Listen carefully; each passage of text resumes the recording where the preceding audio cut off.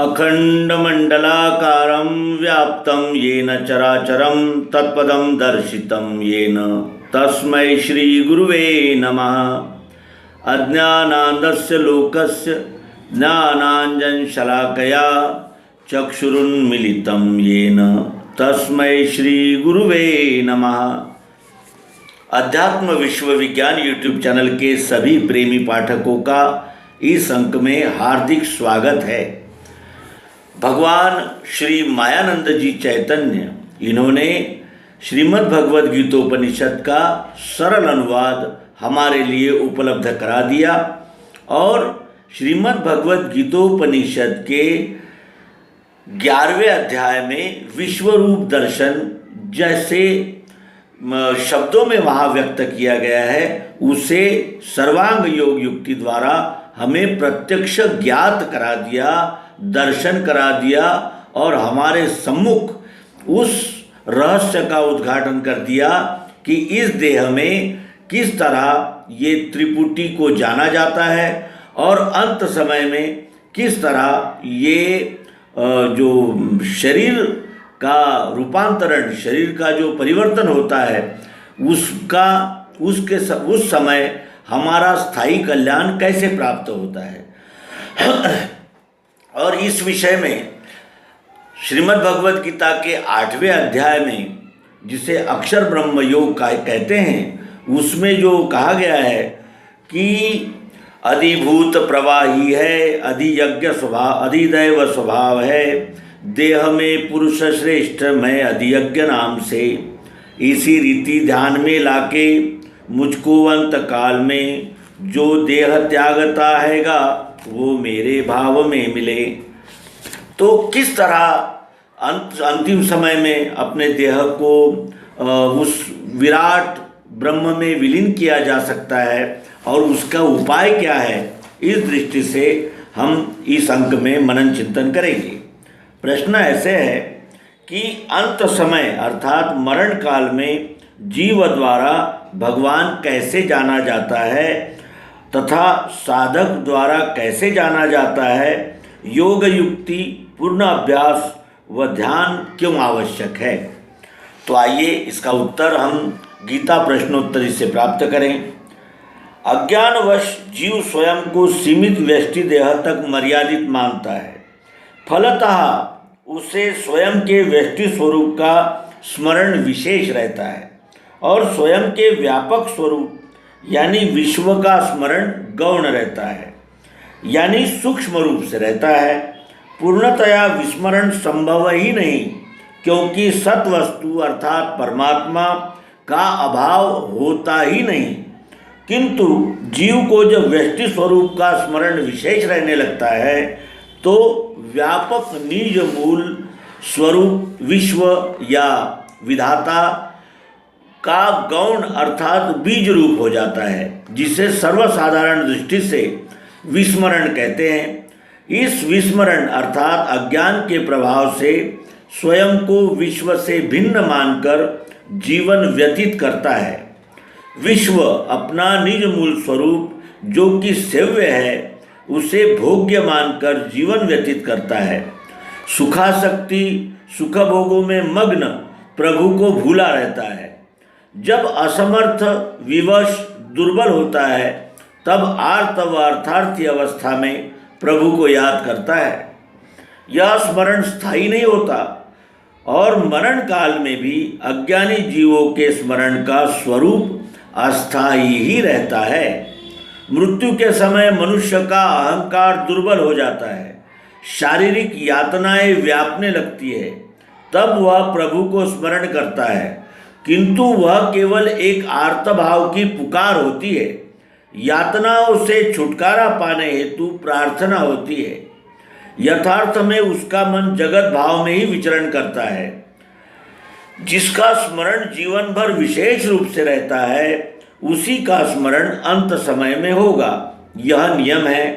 प्रभु का स्मरण अज्ञानी को आकाश में बीच बीच में चमकने वाली बिजली की भांति होता दिखाई देता है।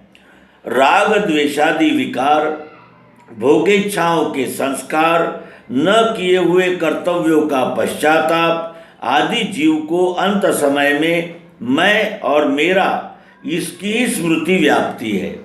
अंत समय अज्ञानी जीवों का दृश्य यद्यपि एक सा ही नहीं रहता, किंतु प्रभु का स्थायी स्मरण अंत समय में नहीं होता। साधक परमात्मा को जानने का प्रयत्न सारा जीवन करता है और अंत समय में विस्मरण की संभावना है या नहीं, यदि है तो क्यों, और उस विस्मरण का स्वरूप कैसा रहता है, इन प्रश्नों के उत्तर में साधक की अंतिम काल में भगवान कैसे जाना जाता है यह स्पष्ट हो सकता है। ज्ञानी पुरुष अर्थात आत्मयोगी जीते जी परमात्म निश्चय में स्थिर हो जाते हैं और परमात्म रूप स्थायी रहकर स्थायी आनंद को प्राप्त कर लेते हैं। अतः उनके लिए तो विस्मरण का प्रश्न ही नहीं उठता। परंतु साधक पूर्णावस्था को प्राप्त नहीं होता है, इसलिए दुख कष्ट में साधक भगवान को स्मरण करता हुआ देह त्याग सकता है। किस तरह यह बात निम्न प्रकार से स्पष्ट हो जाती है। परमात्मा को जानने के प्रयत्न में साधक की दृष्टि ज्ञान से व्यापक होने लगती है। स्वयं का व्यष्टि देह परमात्मा के विराट देह में मिला हुआ दिखने लगता है। जीवित अवस्था में मनन अभ्यास के प्रभाव से देहासक्ति कम होती जाती है और इस बात का स्मरण रखना संभव हो जाता है कि संपूर्ण विश्व ही परमात्मा है और जीव का विश्व से अंश-अंशी भाव का संबंध है। परंतु जीवन के अंत समय में शरीर का जड़त्व व्यापने लगता है।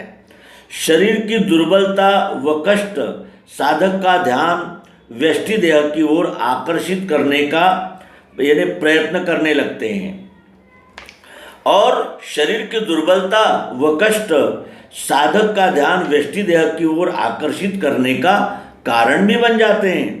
ऐसे समय साधक की बुद्धि में अल्पता का भाव अर्थात द्वैत भाव जागृत होना संभव है। शारीरिक मानसिक भोग जो अपने ही कर्मों के फल होते हैं वो अंत समय विशेष व्याप्ते हैं।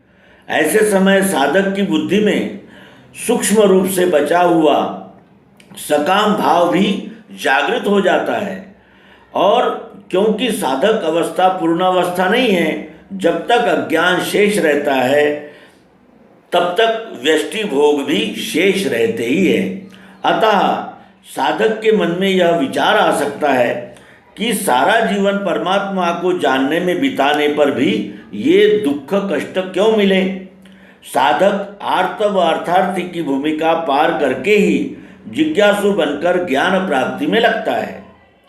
इसलिए आर्त अर्थार्थी अवस्था के संस्कार उसमें बीज रूप से रहते हैं।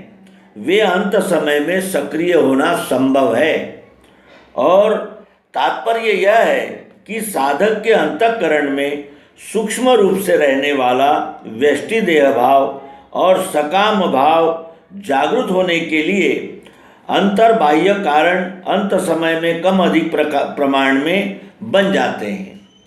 ऐसे समय यदि सर्व परमात्मा ही है, न जाना हो न ज्ञान विज्ञान न हो, तो व्यष्टि सुखेच्छा रूपी काम जो ज्ञानी का नित्य वैरी है, ज्ञान पर आवरण लाकर साधक की बुद्धि को विचलित कर सकता है। भगवान को यथार्थ रूप में जानने वाला साधक को अंत समय जब उसका व्यष्टि देह भाव अर्थात अल्पत्व का भाव व्यापने लगता है, तब वह भगवान का स्मरण इस रूप में कर सकता है। कैसे? हे प्रभु, इस व्यष्टि देह में भी अधियज्ञ नाम से तुम जाने जाते हो, फिर मैं तुमसे भिन्न कहाँ हूँ? सर्व से लेकर अल्प तक तुम ही हो। अंत समय के कष्ट मेरे कर्मों का ही फल है। तुम्हारा ही अंश व तुमसे सर्वथा अनन्य होते हुए अज्ञानवश मैं स्वयं को तुमसे भिन्न मानता रहा। तुम्हारा व्यापक स्वरूप विश्व को सेव्य के स्थान पर भोग्य समझकर जीवन बिताता रहा। इन्हें भोगकर ही मेरे अशुभ कर्म समाप्त होकर मेरे अंतःकरण की शुद्धि होगी।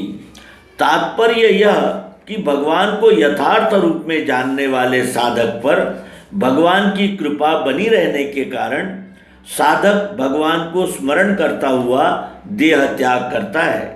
परमात्मा का योग युक्ति सहित अभ्यास व ध्यान करना इसलिए आवश्यक है क्योंकि अंत समय जीव के मन में जो भाव बसा होता है उसी भावना शक्ति से वही रूप आगामी समय में दिख सकता है, आगामी रूप में मिलता ही है। यह नियम है तो आजीवन जिन भावों का उदय अस्त होता रहेगा वही अंत समय उदय होंगे। इसलिए आजीवन विश्वरूप परमात्मा का यथार्थ ध्यान रहना आवश्यक है। जागतिक भावों से यदि सजीव वस्तु का भाव होता है तो उस भाव रूप से जन्म लेता है।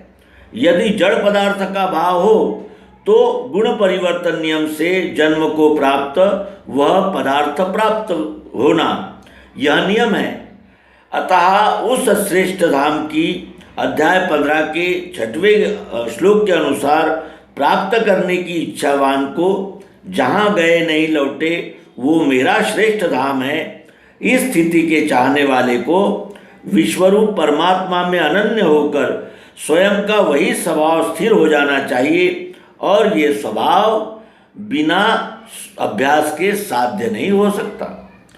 अर्थात जिनका जिनका अभ्यास विज्ञान की स्थिरावस्था को पहुंच चुका है वही अंतकाल की यातना में भी प्रथम किए हुए अभ्यास की दृढ़ता से त्रिपुटी सहित और त्रिपुटी रहित विश्वावलोकन करते हुए देह त्याग करता है। वह श्रेष्ठ धाम प्राप्त करने के लिए परमेश्वर में ऐक्यता होकर वह ऐक्यता उसका सहज स्वभाव रूप हो जाना चाहिए। अतः आजीवन अभ्यास की आवश्यकता है। इस प्रकार हमने देखा कि हमें अगर अध्यात्म विज्ञान का अभ्यास आजीवन रहना आवश्यक है, अत्यंत आवश्यक है, अन्यथा अंत समय में हमारा शरीर जो यातनाएं भोगता हुआ होता है, क्योंकि शरीर जड़ है, उसको तो अंत समय में आदि व्याधि ये सब लगा ही रहता है।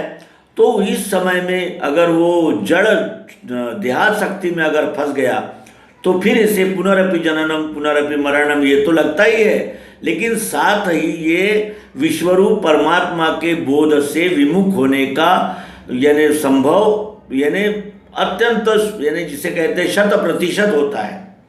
इसीलिए हमने आजीवन अध्यात्म विज्ञान का अभ्यास मनन चिंतन सतत करना चाहिए। यही इस प्रश्न का, इस समस्या का स्थायी हल जान पड़ता है। मित्रों, यह जो जिसे कहते हैं कि विचार यहाँ प्रस्तुत किया गया है उसे हम चिंतन मनन निधिध्यासन के द्वारा पूर्णतः मर्मग्राही रूप से जानकर अपनाएं तो निश्चित ही अंत काल में हमें विश्वरूप परमात्मा का ही स्मरण दृढ़ रूप से हो सकता है। ये कहते हुए इस अंक का समापन करेंगे। नर्मदे हर सद्गुरु भगवान की जय।